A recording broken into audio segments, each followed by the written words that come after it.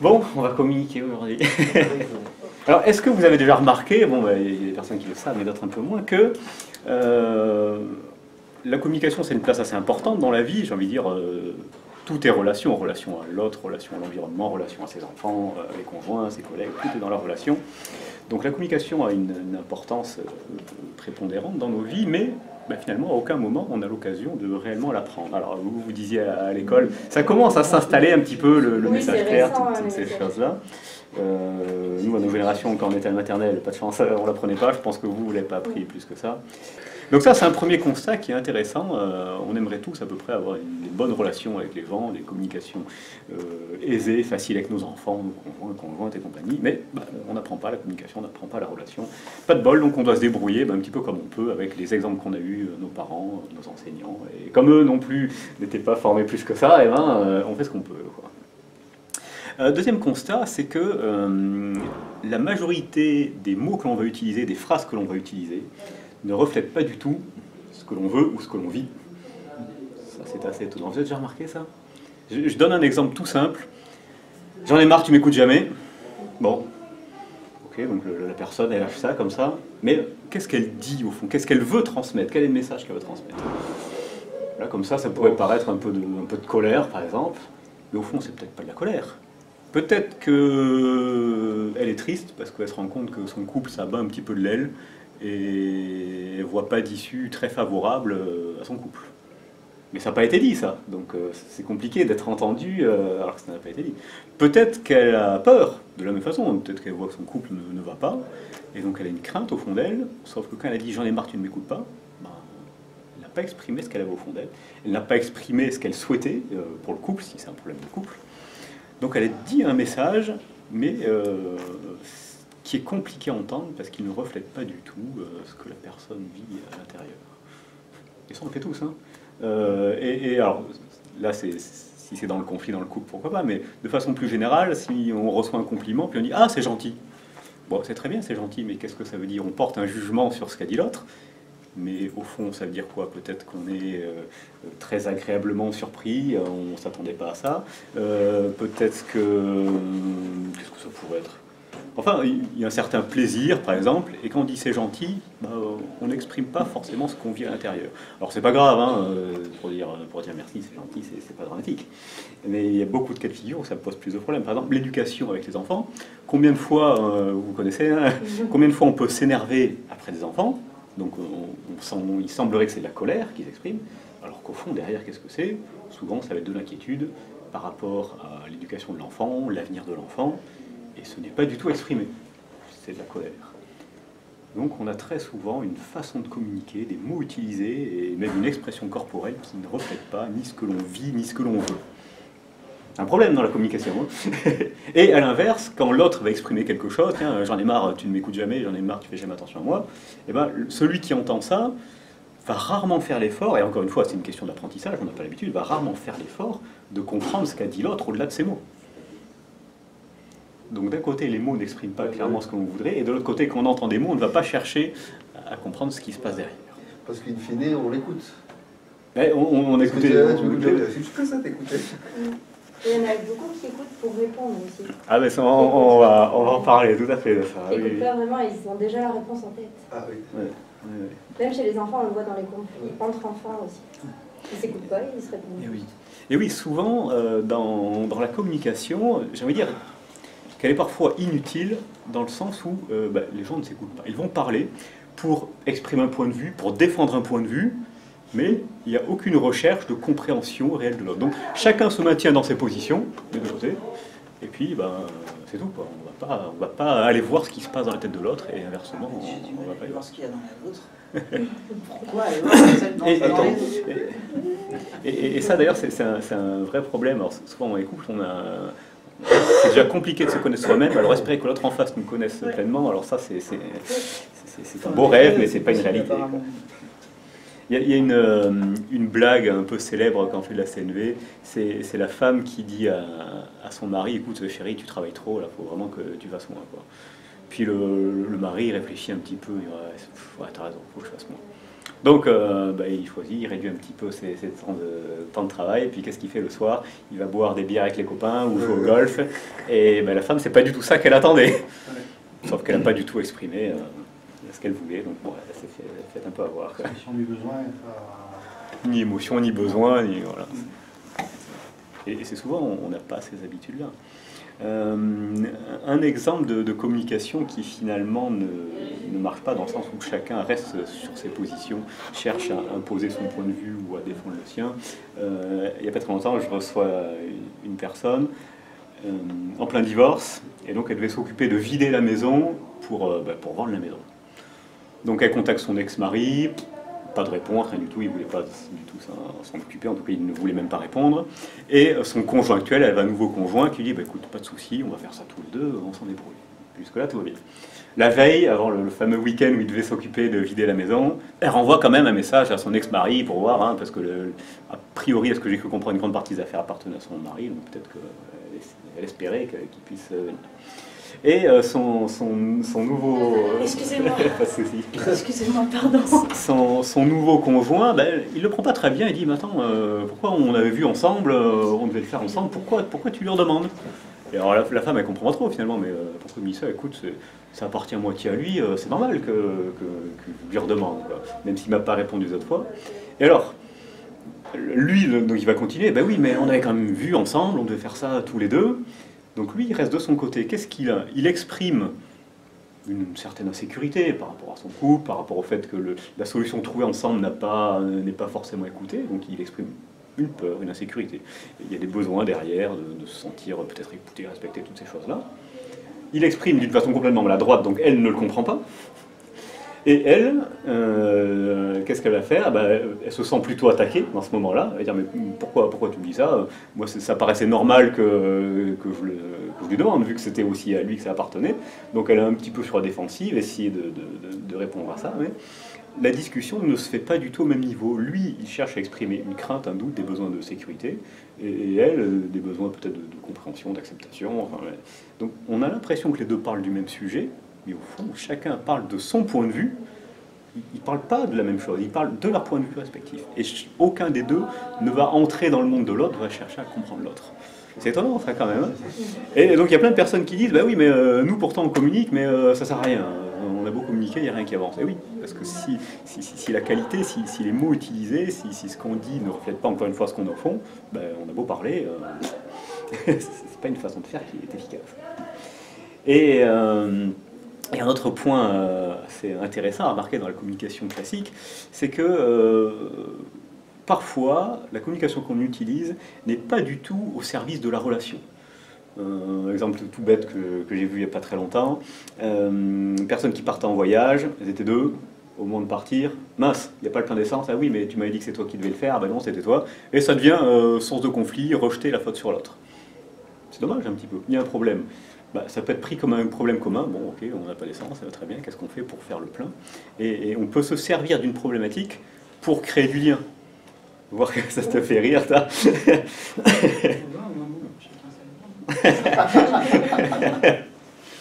Et oui, au lieu d'utiliser une communication qui rejette la faute sur l'autre, qui va culpabiliser l'autre, qui quelque part crée de la séparation. Qu'est-ce qu'on fait? On a ce souci-là, ensemble on le résout. Comment on fait ensemble pour résoudre ce problème d'essence? Ah, mais c'est que le problème est ailleurs. Alors après, il peut tout à fait y avoir autre chose, ça c'est très possible, oui. Mais en tout cas, c'est intéressant de remarquer qu'il y a des communications qui ne prêtent pas une bonne structure de relation. Et c'est un petit peu pour tous ces problématiques de langage courant que Marshall Rosenberg, dans les années 60-70, a inventé la communication non violente, CNV pour les intimes. Donc lui, de base, il était psychologue clinicien, et voilà, il avait ce souci de bien communiquer, de faire en sorte que les messages passent bien, soient bien exprimés, soient bien reçus, et il a inventé ça. En gros, la philosophie de cette pratique, qu'est-ce que c'est? C'est « je ne juge pas, pour ne pas juger, je cherche à comprendre ». On en parlait un petit peu avec les émotions ce matin. Donc ne pas juger, chercher à comprendre et faire de son mieux. C'est marrant parce que, dit comme ça, ne pas juger, chercher à comprendre, faire de son mieux, on pourrait presque dire, moi j'aime bien cette formulation, c'est un petit peu comme si c'était la notice de l'amour au sens large, quoi. Aimer les gens, ce serait quoi? Aimer les choses, la nature, bah, c'est ne pas juger, chercher à comprendre, et puis essayer de faire de son mieux, quoi.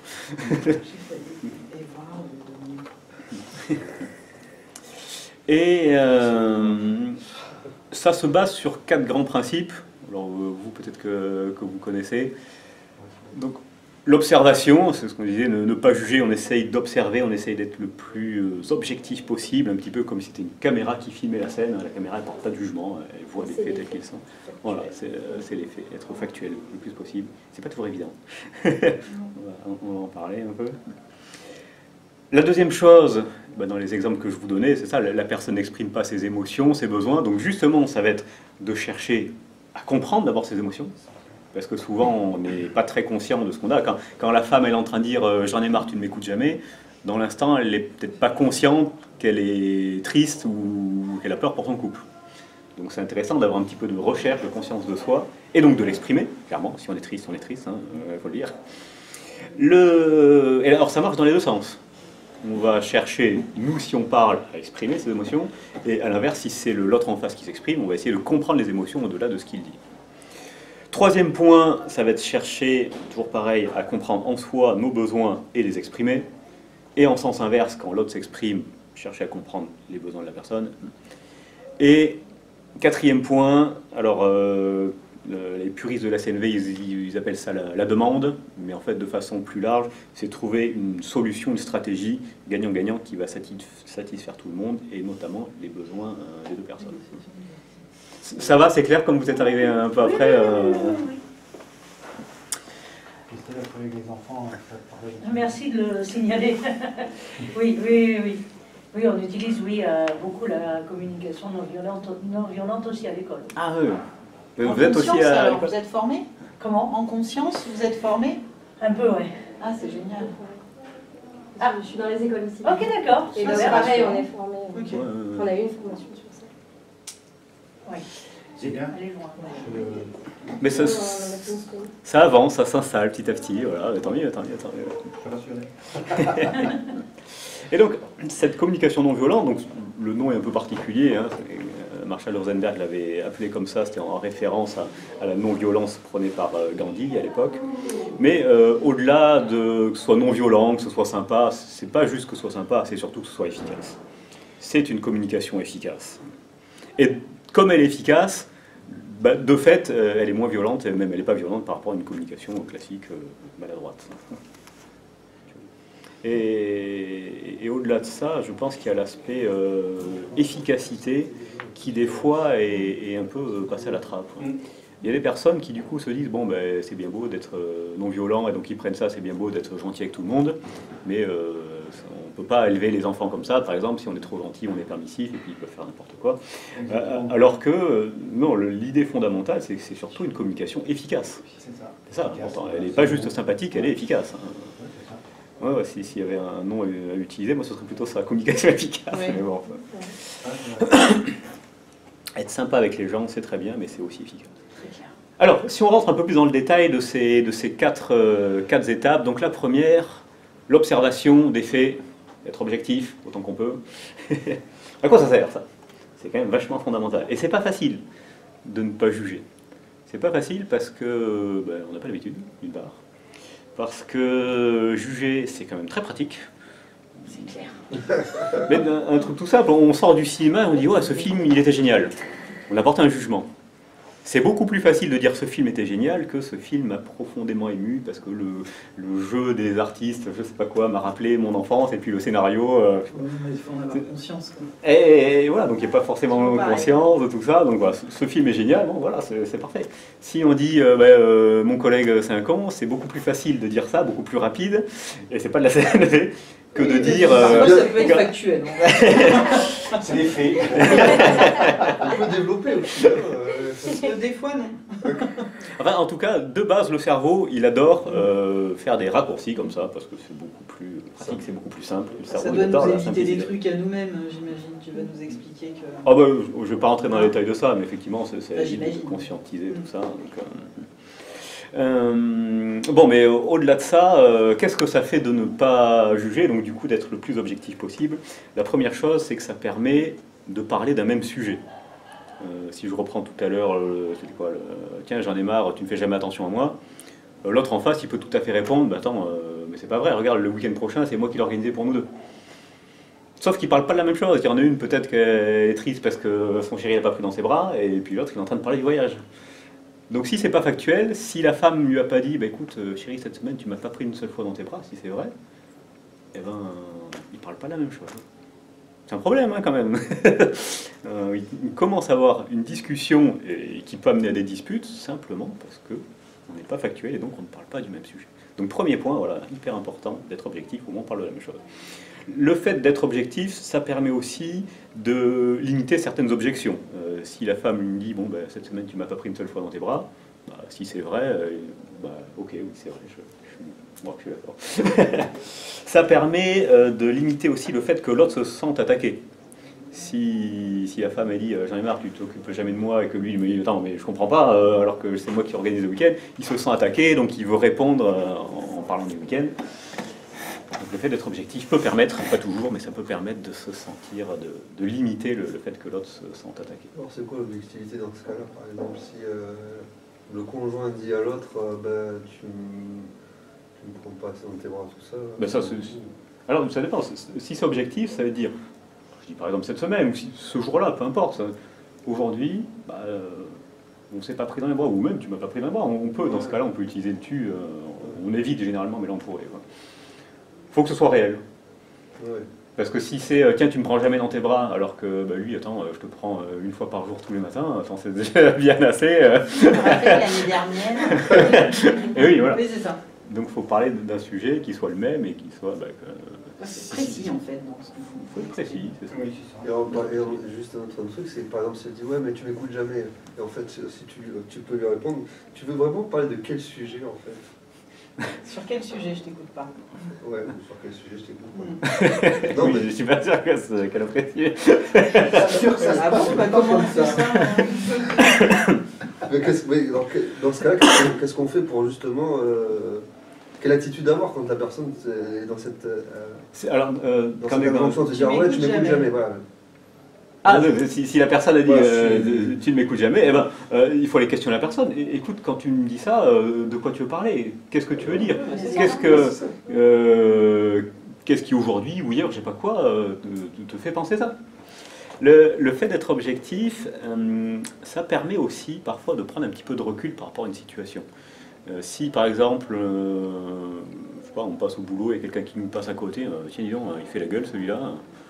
En fait, si je suis juste objectif, bah, il est passé à côté de moi, il m'a pas dit bonjour, mais c'est tout. Si ça se trouve, il m'a pas vu, si ça se trouve, il était perdu dans ses pensées, et c'est pas qu'il est en train de me faire la gueule.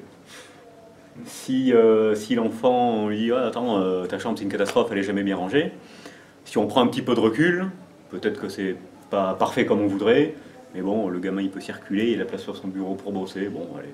C'est rangé à sa manière, quoi. Voilà. Ça peut nous permettre de prendre un peu de recul. Et ça permet aussi le fait d'être objectif, surtout dans l'éducation, de ne pas mettre de catégories, d'étiquettes sur des personnes. Un truc très facile, hein, si l'enfant il est pas bon en maths, bah tiens, t'es nul, tiens, t'as encore ramené un 5, et à chaque fois qu'on porte ce jugement-là, pourquoi ce brave enfant, si on lui dit qu'il est nul, et si à force de l'entendre il est persuadé, pourquoi il irait faire des efforts, alors que de toute façon il pense être nul? Et s'il a 5 sur 20, mais il a 5 sur 20, ok, je constate que tu as 5 sur 20. Mais c'est beaucoup plus objectif, si c'est une réalité, bon, il y a eu 5, il y a eu 5, que de dire t'es nul, tu vois rien, comme ça.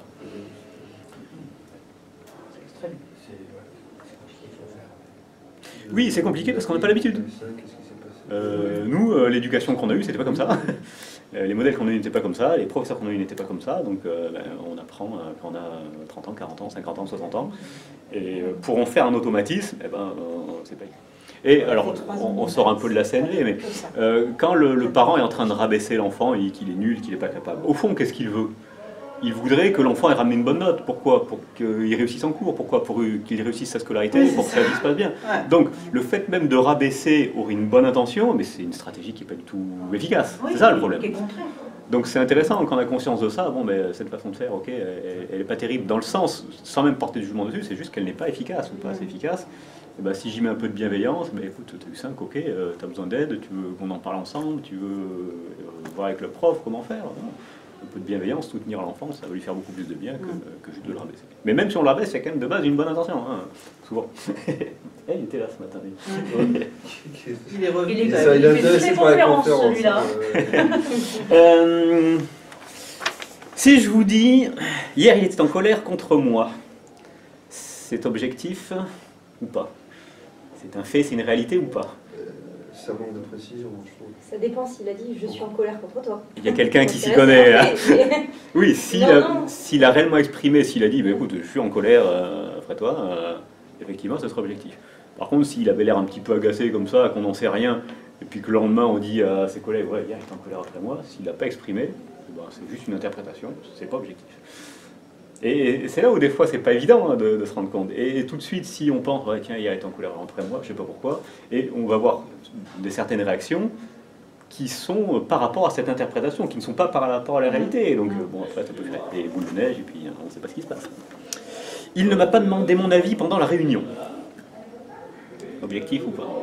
C'est objectif.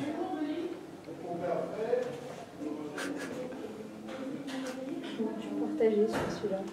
Eh ben, si réellement pendant la réunion il n'a pas demandé, Oui. c'est objectif. Ouais. Mon enfant ne veut jamais se lever le matin. Bon, jamais déjà. Voilà. Il se lève à un moment donné, jamais le matin, et à un moment donné, à matinée, c'est vague. Oui, et puis peut-être que pour Noël il veut se lever, peut-être que le week-end il se lève très bien. Voilà. Et oui, de toute façon, toutes les généralisations, les jamais, les toujours, faut s'en méfier. Hein. Ça pourrait être des réalités, hein, ça doit exister des fois où c'est des réalités, mais généralement il faut être un peu méfiant avec ça. À un moment, il va en sortir. J'espère pas. Là aussi. Pas jamais. Il m'a dit que cette robe ne m'allait pas. Ah, mais C'est s'il l'a dit, objectif. c'est C'est oui, objectif. voilà. S'il l'a dit, voilà, c'est objectif. Elle travaille trop. Ah non. Mais pour lui, peut-être, mais pas pour Et elle. c'est ça, Oui. c'est pas forcément objectif. Quoi. Il remet toujours ses décisions à plus tard. Non, c'est subjectif là aussi. Pas, je suis Oh, c'est du vécu. Donc ça, alors... Est-ce qu'on en Eh sait qu'il ben, le remet toujours à plus peut-être, tard hein. Peut-être ou Juste pour lui, peut-être c'est pas. pas plus tard. Eh oui. Oui, et puis le toujours, il y a bien des fois où ça doit arriver que ça tombe à l'heure. Encore une fois, le toujours, bon, faut un peu s'en méfier. Tu m'as menti à propos de tes notes, elle est intéressante celle-là. J'étais une professionnelle. Menti à propos de tes notes, ben, il faut que ce soit factuel. Si elle a dit 3 alors que c'est 0, oui. Bah, s'il a menti. Alors effectivement, oui, s'il a dit, tiens, j'ai eu 10 et puis en fait il a eu 7, le parent va dire, ouais, tu m'as menti à propos de tes notes. Mais c'est pas forcément aussi simple. Ah, parce de que... ta note peut-être qu'il aurait dit. Non, c'est pas ça. Ah bon. C'est qu'au moment où il a dit ça, l'enfant, il n'avait peut-être pas l'intention de mentir. Lui, ce qu'il voulait, c'est peut-être par une triste maman ou quoi que ce soit. C'était pas forcément l'intention du mensonge. Ouais, ouais, Oui, mais il a ouais. peut-être eu un 7 et un 10 aussi. Non, mais je vois Il très a bien ce peut-être que eu tu veux plusieurs dire. notes. Ah oui, non, vraiment que ce soit la même note. ça- Oui. Lui, son intention, c'est peut-être juste, j'ai pas envie que maman soit en colère ou quoi que ce soit. C'est pas mentir pour mentir, quoi. Donc effectivement, ce serait plus objectif de dire, bah écoute, Ouais, mais alors, tu m'as dit que tu avais un 10 et je vois que tu avais un 7. C'est plus de chercher pourquoi. Ouais. Et après, on va chercher Ah oui, pourquoi. du coup, Mais bon. au niveau de l'observation, de l'objectif, ce serait ça. On reste sur les notes. Tu m'as dit que tu avais un 10 alors que tu as un 7, par exemple. alors, dans le mensonge, il y a toujours quelque chose qui se cache derrière, parce que ou c'est pour protéger l'autre, ou c'est pour se protéger soi, ou pour Oui. pas faire rendre l'autre triste, quel que soit le mensonge en fait. Ah bah, oui, de toute façon, il y a toujours une utilité, il y a une raison d'être au mensonge. Hein, bien sûr. Bah, c'est pour ça, si on peut être... Parce que si on dit à la personne, ouais mais tu m'as menti, et lui dans sa tête, même si c'est un gros mensonge, si dans sa tête il voulait pas déranger l'autre, il voulait être tranquille, l'intention première, il s'est pas dit, allez je vais mentir pour mentir. Et donc si on lui dit, tu m'as menti, même si c'est vrai, eh ben, il peut peut-être beaucoup plus se braquer que si on lui dit, écoute, tu m'as dit ça, et puis en fait, je vois qu'il s'est passé autre chose. Ça passe un peu plus en douceur. Et si ça passe plus en douceur, encore une fois, c'est pas juste pour être plus sympa, c'est pour que l'autre se braque moins. Si l'autre se braque moins, c'est plus facile pour discuter. Voilà. Encore une fois, c'est pas juste pour être sympa, c'est parce que c'est plus efficace. Donc oui, être factuel, autant qu'on peut. Il ne me témoigne presque pas d'attention. Bon, C'est vrai. Non, De savoir qu'est-ce que c'est la presque pas. non, mais c'est subjectif. C'est C'est subjectif. Ah, mais je sais bien. Ah, Ouais. Oui, et puis en plus, le presque pas d'attention. Du point de vue de la personne, l'attention, c'est recevoir des fleurs. Et puis, le point de vue de l'autre personne, il ramène de l'argent tous les jours. soirs. Et voilà, pour lui, il donne de l'attention. Donc, il faut définir tout ça. Il faut une réalité concrète derrière. Le docteur refuse de me donner des explications.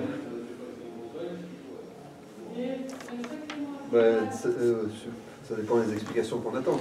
Oui, c'est ça. Le docteur il a donné des explications, mais pas celles qu'on attendait. Donc, non. Oui, ça peut être ça, parce que ce serait étonnant. À mon avis, c'est assez rare que le docteur ait dit non, je ne veux surtout pas vous expliquer.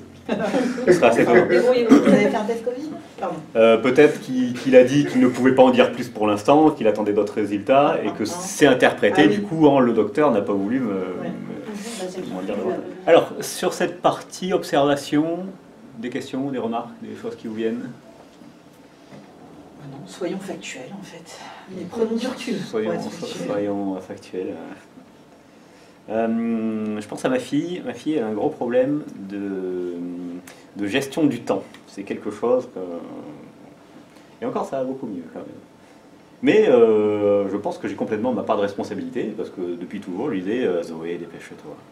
Ah, ça, c'est la phrase des parents. Combien de fois je lui ai dit Zoé, dépêche-toi. Sauf que quand elle est gamine, maintenant elle a 13 ans, ça va mieux hein, quand même. Mais comment elle peut prendre conscience d'une notion de temps, alors qu'en fait elle fait simplement parce que moi je suis en train de lui rabâcher ça. Quoi. Donc elle grandit sans comprendre cette notion de temps. Alors que si je lui avais dit, écoute, quand je vois qu'il est, je sais pas, 8h moins 10, qu'il faut 5 minutes pour aller à l'école et que tu n'es toujours pas habillé, je suis un petit peu inquiet sur le fait que tu rigoles. Mais ça aurait été intéressant à ce moment-là, justement, que je lui dise, tiens, il est telle heure, il faut tant de temps pour y aller, comme ça, elle aurait pu développer, je pense, plus vite une notion au temps plus consciente. Quoi. Point suivant, donc, c'est l'expression de son émotion. Pourquoi? Ça fait partie des choses réelles objectives. Si on a une émotion, elle y est, même si elle ne plaît pas à l'autre, elle est là. Ça fait partie de la réalité du moment. Ça permet aussi le fait d'aller chercher en soi, comprendre un petit peu ce qui nous anime. Exemple tout bête, tiens, les enfants qui veulent monter sur les grandes toiles d'araignée, vous savez, comme il y en a une à Bro, il y en a une à Saint-Martin qui est pas mal. Et puis... il y a des parents, surtout que les enfants sont petits, non, tu iras pas. Mais en fait, il se passe quoi derrière? Pourquoi on n'a pas envie qu'il y aille l'enfant? Peut-être qu'on est inquiet, peut-être qu'on a peur, parce que c'est vrai qu'elles sont un peu grandes, il ne faudrait pas tomber tout en haut. C'est peut-être ça. Peut-être qu'on est juste un petit peu agacé, parce qu'on a passé une dure journée de travail, et qu'on a juste besoin de repos, on ne peut pas avoir survécu, gamin. Et donc ce ne serait pas du tout de la peur, à ce moment-là, ce serait plus de l'agacement, parce qu'on va être tranquille. Et c'est intéressant, tiens, quand j'ai dit à mon enfant de ne pas aller sur la toile, ah ouais, si je prends conscience un petit peu de ce qui m'anime, c'est parce que en fait, je suis agacé, parce que je voulais juste me reposer, donc je voulais pas surveiller. Bon, finalement, peut-être que je peux le laisser jouer un peu plus. C'est intéressant d'avoir ce recul sur soi. Quand même. Toujours pareil. Et quand on va donc, les identifier en soi et les exprimer, il y a beaucoup plus de chances que l'autre nous comprenne si on a dit clairement ce qu'on vivait. Hein. L'exemple de tout à l'heure, j'en ai marre, tu m'écoutes jamais. Si on exprime clairement qu'on est triste ou qu'on s'inquiète pour le couple parce que ça bat de l'aile, parce qu'on n'arrive plus à se parler, parce qu'il y a des disputes tous les jours, la réaction de l'autre sera différente que si on dit juste j'en ai marre, tu m'écoutes jamais. Si on a exprimé ce qu'on vit au fond, l'autre sera beaucoup plus à même de nous comprendre. Et donc, à l'inverse, hein, ça marche vraiment dans les deux sens. Nous, quand on va s'exprimer, on va tenter de se comprendre et d'exprimer ses émotions, mais dans le sens, quand l'autre s'exprime, l'idée, ce serait d'aller comprendre ce qui se passe dans l'autre. Tiens, quand tu me dis ça, qu'est-ce qui se passe? T'as l'air en colère, t'as l'air agacé. Si c'est ça, tant mieux. Oui, je suis en colère, regarde, il y a eu ça, ça, ça. Et si c'est pas ça, non, je suis pas agacé, je suis déçu, parce que, voilà. C'est intéressant d'aller questionner l'autre sur son émotion, sur ce qui se passe dans sa tête. Ce qui fait que, nous, si on l'exprime, il y a plus de chances qu'on se sente écouté. Si on se sent écouté, pour le bien de la communication, ça fait du bien, pour le bien de la relation, ça fait du bien, c'est plus sympa, c'est plus efficace. Et de la même façon, si on va chercher à comprendre ce qui se passe dans la tête de l'autre, donc si l'autre se sent davantage écouté, c'est pareil, pour la communication, pour la relation, ça va se passer un peu mieux. Et la CNV, c'est vraiment une invitation à avoir un langage plus efficace, mais c'est pas du tout une garantie en fait. C'est aussi peut-être une nouvelle éducation finalement, ça petit à petit, Oui, jour oui, après jour. Non, Déjà si nous on s'énerve plus. C'est pas une garantie en soi. Ah non, c'est pas du tout une garantie, il faut pas le voir comme ça. Ah ouais, On je essaye. comprends pas. Si l'autre en face, il veut pas écouter, bah, il a le droit. Si c'est pas le moment, il a le droit. Il y a des enfants, enfin, moi je pense à ma fille quand elle sort du collège. Si je lui demande qu'est-ce qu'elle a fait de sa journée, elle vient juste de sortir du collège, elle n'a pas envie de reparler du collège. Ah oui, Je l'embête pas avec. Et après, d'elle-même, elle va m'en parler. Ils n'aiment pas raconter leur Oui, vie. oui. Ou il y en a qui adorent. Après, il y en a qui. Et puis, mais, enfin, Tourner des moulins à point. Moi j'étais comme ça petit. ma fille, elle va le faire, mais plus tard. Ouais. Il y en a beaucoup. Et c'est vrai que si j'insistais là, bah, elle n'aurait pas envie, tout simplement. Donc, on essaye, voilà, c'est une invitation à, Oui, oui. à essayer de faire un peu mieux, mais Bon, avec le temps, si l'autre c'est pas le moment, si l'autre n'a pas envie, si l'autre en face il a vraiment envie de nous faire du tort, eh ben, bon, bah, il a le droit, hein, Ça se finalement. fait du tort.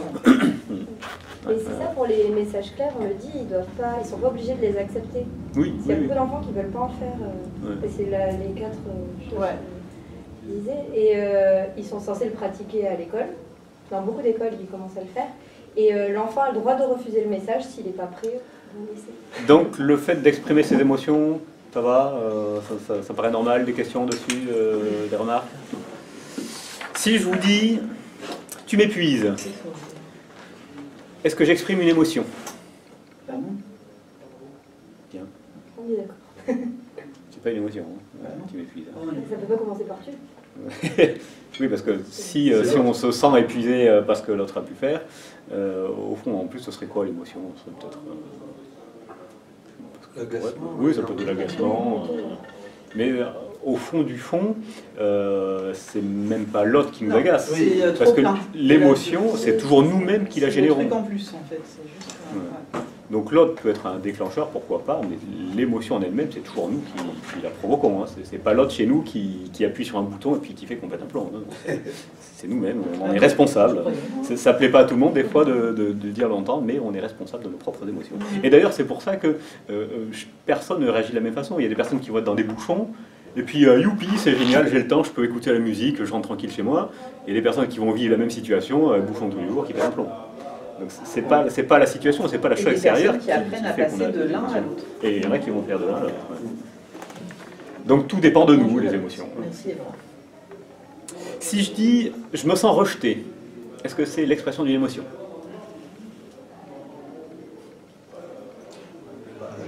C'est un sentiment. C'est un piège. Je me sens triste. Ouais, Je me sens triste, c'est plus. non, c'est une Je me sens émotion. rejeté. Ou je me sens suis, seule. je Je suis me sens rejeté seule. ou je me sens rejeté. Donc, Et- je me sens rejeté, c'est un sentiment. Ça c'est intéressant parce que si on dit je me sens rejeté, en fait c'est pas quelque chose d'objectif, c'est une interprétation. C'est une façon de dire je crois que l'autre me rejette. Que l'émotion est là. Et oui. Je me sens seule.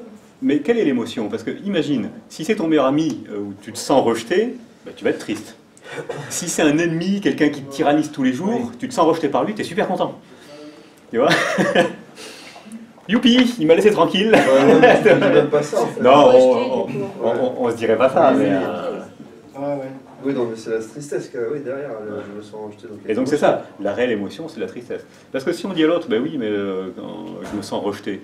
Et l'autre, il peut Ah, tout à il fait faut ne... compléter, tu veux dire en fait. Alors, Il faudrait après, compléter. Ouais. Je suis triste parce que je me sens rejetée. Alors non, même pas, parce qu'on exprime un besoin derrière. J'ai besoin de plus d'attention. Oui. Ah, besoin, donc par dans le exemple, rejet, de- t'exprimes le besoin d'être. C'est dur. Ouais. Parce que donc la deuxième étape, c'est d'exprimer les émotions. La troisième, c'est d'exprimer le besoin. Et oui, parce que si on dit se sentir rejeté, l'autre, il peut tout à fait ne pas comprendre. Écoute, je comprends pas, je suis là tous les jours pour toi, je vois pas pourquoi tu te sens rejeté. Quoi. Par contre, si... Parce que ben, tu prends pas assez l'endroit. ouais, pourquoi pas.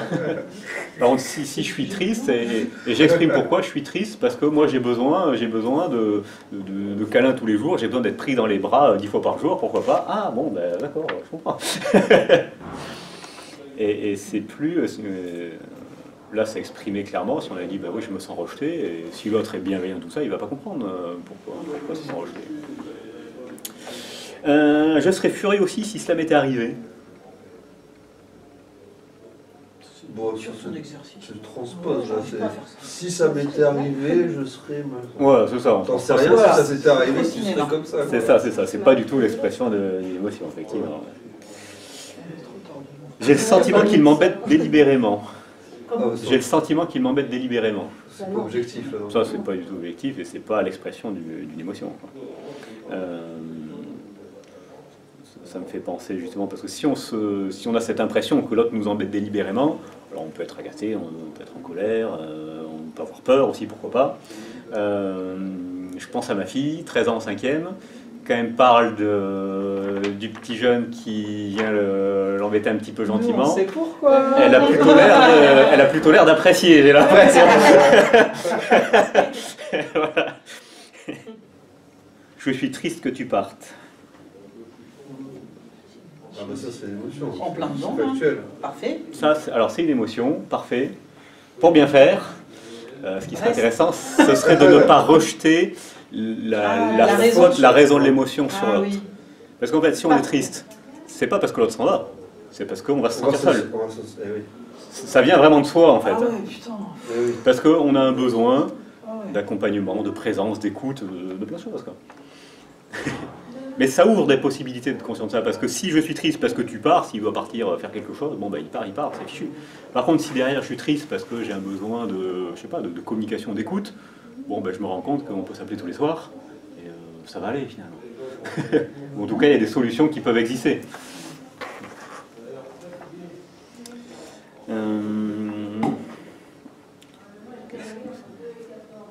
Je me sens incapable de finir ce travail dans les temps.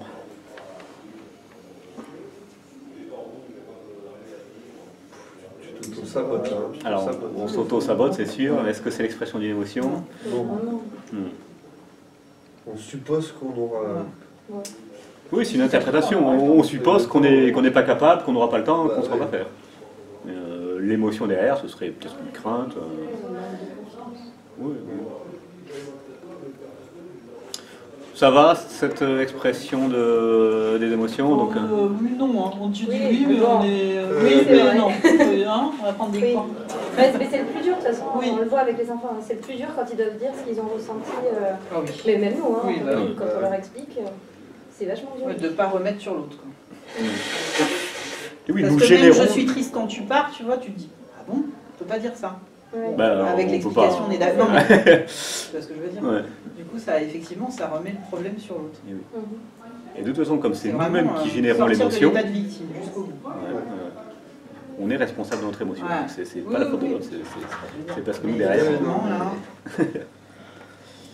Mais c'est vrai que la CNV, les 4 points, c'est très facile. Hein, observation, émotion, besoin, stratégie. Dans la mise en pratique, faut un peu d'expérience quand même. Hein. Bah, déjà, il faut noter les 4 partout. Parce que j'ai déjà oublié. Ouais. Ouais.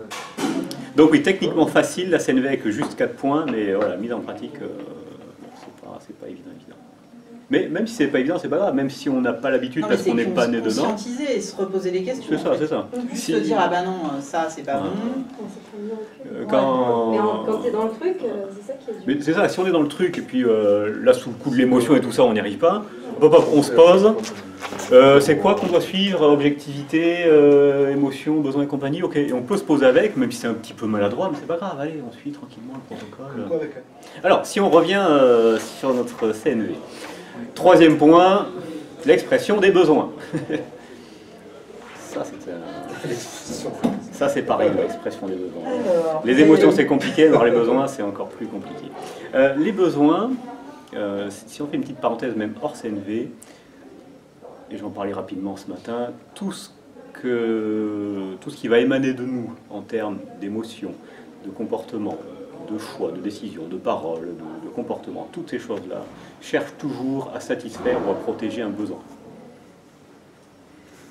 Vous pouvez vérifier par vous-même, je ne vous demande pas de me croire sur parole, mais tout ce que l'on va faire, il y a toujours derrière la recherche d'un besoin à satisfaire. Et ce qui veut dire que nos vies sont complètement dictées par nos besoins. Ça, c'est un truc qui est fondamental chez nous. Donc c'est intéressant quand même de les connaître un minimum, nos besoins, de les choisir, parce que des fois, on a des besoins qui ne sont pas forcément les bons parce qu'on n'a pas conscience. Des fois, notre besoin de santé, par exemple, il est très loin en dessous du besoin de plaisir rapide, par exemple. Et donc c'est quand même intéressant d'avoir un petit peu de conscience de ces besoins. Donc on va chercher à comprendre les besoins qui sont au fond de nous, pas évident, à les exprimer, et dans l'autre sens, bien sûr, essayer de comprendre les besoins de l'autre et qu'il puisse les exprimer. À quoi ça sert? Donc, mieux se comprendre soi-même, ça c'est important, ça sert à mieux comprendre l'autre, comprendre ce qui nous pousse à agir. Si je reprends l'exemple tout à l'heure de l'enfant qui va grimper sur une toile d'araignée, derrière, oui, je peux me rendre compte que est-ce que j'ai un besoin de sécurité pour mon enfant? Peut-être pas, peut-être que dans l'instant j'avais juste un besoin de repos, de détente, et auquel cas, je peux peut-être me dire je me reposerai plus tard, et là dans l'instant je vais aller jouer avec mon enfant, pourquoi pas. Mais il faut être conscient de Moi, ça. j'ai peur de deux trucs maintenant, vraiment. Oui, parce que tes parents ne t'ont pas laissé, tes parents ils ont dit ben, non, ça, tu je montes pas. Ouais. Les besoins, ils sont fondamentaux dans le sens où on a tous les mêmes. Le besoin d'être respecté, je crois qu'on est à peu près tous d'accord pour dire que voilà, le besoin d'écoute, de communication, de bienveillance, d'amour, enfin toutes ces choses-là, on les a tous. Donc c'est intéressant parce que quand on exprime un besoin, ça va donner du sens à ce que l'on dit. Si je m'énerve après quelque chose, mais que derrière j'explique que c'est un sens profond pour moi, ah tiens, c'est pas juste le papa casse-pied qui crie après sa fille, non, c'est que derrière, il y a une inquiétude pourquoi, il y a un besoin de sécurité, besoin de savoir que l'enfant va bien grandir, ok, ça donne du sens, et donc l'enfant ou la conjointe, le conjoint, tout ça, va beaucoup plus nous comprendre une fois que nous-mêmes, on a transmis le sens, on a transmis le pourquoi. Toujours pareil, si l'autre nous comprend mieux, pour la communication c'est plus facile, et si l'autre, derrière ce qu'il a dit, on essaye de comprendre son pourquoi, son sens, son besoin, c'est pareil, il va se sentir compris, et ça va être beaucoup plus efficace dans la communication. Et ça permet également, pour l'étape suivante c'est de trouver une stratégie gagnant-gagnant. Et ça ne marche que si on a trouvé les besoins de chacun. Et on va pouvoir mettre en place une stratégie qui va venir satisfaire les besoins de chacun. Donc si on n'a pas les besoins, c'est très compliqué de trouver une stratégie, alors même qu'on ne sait même pas à quel besoin de répondre. C'est hyper important. La solution à mettre en place, c'est une stratégie qui va venir satisfaire des besoins. Donc si on ne connaît pas les besoins, comment on peut trouver la bonne stratégie? C'est pas possible. Donc avoir ces besoins. Si je reprends l'exemple de ma fille tout à l'heure, bon, là quand il est, je sais pas, 8h moins 10 et que 5 minutes pour y aller, que je vois que tu n'es pas prête, et donc je suis un peu inquiet, pourquoi pas, et ce serait quoi mes besoins? Ça pourrait être un besoin de... peut-être de sérénité tout simplement, parce que j'ai pas envie de devoir conduire à fond pour rattraper le retard. Et c'est intéressant, quand tout ça s'est exprimé, c'est très différent de Zoé, dépêche-toi. Le message passe pas de la même façon. Là, l'enfant, il comprend tout de suite qu'il y a une raison. Oui, il peut comprendre que papa, il n'a pas envie de conduire comme un fou, de mettre nos vies en péril pour aller plus vite à l'école. Voilà. On a donné un sens. L'enfant peut comprendre beaucoup plus facilement ça. Et donc, le dernier point, c'est ça, c'est trouver une stratégie gagnant-gagnant, gagnant-gagnant. Donc ça veut dire que ça respecte les besoins de chacun. C'est très différent d'un compromis. Un compromis, c'est perdant-perdant. Exemple typique d'un compromis, ça pourrait être je sais pas, le parent qui veut que la chambre de l'enfant soit tout rangée, donc qui l'oblige, range la chambre, tout ça, c'est très autoritaire, et puis bon, l'enfant il cède, qu'est-ce qu'il fait? Il en a marre d'entendre le parent qui crie, il range bien sa chambre. Résultat, les besoins de l'enfant, alors je sais pas ce que ça peut être, de jouer, de lâcher prise, de détendre, ne sont pas satisfaits. Et le parent, son besoin de lien à l'enfant, de communication, de bienveillance, c'est pas respecté, les dons perdus. La chambre est rangée, parfait, mais les dons perdus. Et en CNV, il y en a qui disent, et je trouve ça assez intéressant, la relation d'abord, le résultat après. C'est-à-dire, c'est beaucoup plus intéressant de... Comment il s'appelle? Thomas d'Ansembourg. Ouais. Oui, c'est hyper intéressant. Actuellement, dans le milieu francophone, c'est lui qui développe le plus la CNV. Ouais. Et imaginez, entre avoir une relation avec son enfant qui n'est pas terrible, mais la chambre est toujours bien rangée, ou au contraire, on a une très très bonne relation avec l'enfant, bon, la chambre elle est un peu comme elle est, mais en tout cas on a une bonne relation. Qu'est-ce qu'on préfère? Tu sais quoi? D'accord. Oui, il y en a qui vont préférer ça. C'est la priorité. Il y en a, mais globalement, il y en a pas mal qui, au choix, diraient bon, on aimerait bien, au fond du fond, on aimerait bien avoir une bonne relation avec notre enfant. Parce qu'il y a plus de personnes qui vont venir consulter parce que la relation avec l'enfant est difficile, plutôt que l'enfant ne range pas sa chambre. Imaginez un autre exemple de compromis, si on reprend l'exemple de la toile d'araignée. Ben, ça pourrait être, bon, allez, je te laisse jouer 1 minute, 5 minutes. Non, 4 étages. Le temps que tu veux, mais monte pas plus Alors, haut. là, allez, joue, vas-y. Mais donc, pas plus haut que ça. Je le laisse jouer.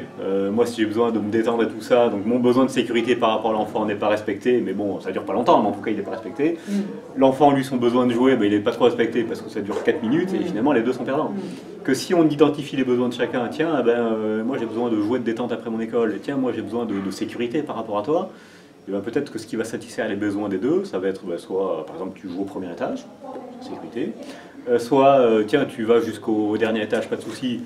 Mais moi je suis en dessous et puis si tu tombes, je suis prêt à te rattraper. Moi les besoins de chacun sont respectés et voilà, tout le monde est gagnant. Donc c'est ça l'idée de... En CNV, ils appellent ça la demande. On demande à l'autre En fait, ça une implique les solution. deux, finalement. Et oui, je préfère D'une certaine Je manière. responsabilise même. Parce que cette demande, on propose à l'autre une solution, mais l'autre peut tout à fait ne pas l'apprécier, peut proposer autre chose. Donc c'est plutôt, j'ai envie de dire, quelque chose de commun, quoi. Et trouver ensemble voilà, une solution commune. Et encore une fois, elle ne peut être commune que si au-dessus on a identifié les besoins de chacun. Questions, remarques sur tout ça? Moi, je trouve Au travail. Oui, c'est vrai, c'est toujours intéressant. Donc voilà, là j'ai fait un survol très global, bien sûr qu'on peut détailler beaucoup plus. Il y a plein de pièges dans lesquels il ne faut pas tomber, enfin il y a plein de choses. Si vous avez des questions, quoi que ce soit, allez-y, hein, c'est le moment. Hein.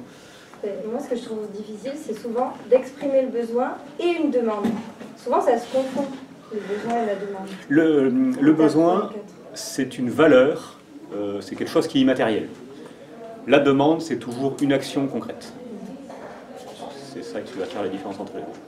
Parce que, oui, en demande, on pourrait dire, tiens, j'aimerais qu'on communique plus, ou j'aimerais que tu me parles davantage encore, ça pourrait se faire, mais c'est pas assez précis. Mais oui, si on dit, j'aimerais plus de communication, j'aimerais plus de tendresse de ta part. Bon, ben, c'est quoi la tendresse concrètement? Donc ça, ce sera un besoin, et encore, il ne faudrait même pas l'exprimer comme ça, mais bon, peu importe. La demande concrète, ce serait, tiens, est-ce que tu serais d'accord pour me prendre dans tes bras tous les soirs, par exemple? C'est un acte concret. Bon, c'est pas terrible comme exemple, mais c'est pas grave. Oui, Il faut que ce soit une action concrète. C'est ça la différence. Et les besoins, clairement, c'est les émotions, on en est déconnecté, mais de nos besoins encore plus. Hein. Oui, c'est pour ça. Ça, c'est très, très important. C'est la couche d'après. Enfin, les 4 couches d'après. Et alors, je fais une petite parenthèse, mais ça a quand même un impact hyper fort sur la société d'être déconnecté de nos besoins. Ah bah oui, on accepte tout et n'importe quoi, non? Alors ça, et puis Attends, aussi on j'ai va des trucs courir qui me viennent en après, tête, on mais va je vais courir le après faire. des besoins qui ne sont pas du tout les plus importants pour nous. Par exemple, ce qu'on dit, le besoin de santé, très souvent il est relégué très très loin. Par contre, on va s'acheter des grosses voitures, manger du McDo et tout ça, parce que ça va satisfaire des besoins plus simples, des plaisirs rapides, voilà, des choses C'est immédiates. la mode. Ouais. On est éduqué Donc comme c'est ça. l'image. Oui, c'est ça. Sucre rapide. Et donc on a des besoins des fois qui sont extrêmement importants pour nous, qui sont très très loin parce qu'on n'a pas du tout l'habitude de s'y connecter. L'éducation qu'on a eue a fait qu'on n'était pas trop en contact ni avec nos émotions, donc pas avec nos besoins. Comme on ne connaît pas nos besoins réels, et ben après on fait tout n'importe quoi, mais enfin, c'est normal. On n'a pas cette habitude d'être connecté à nos besoins.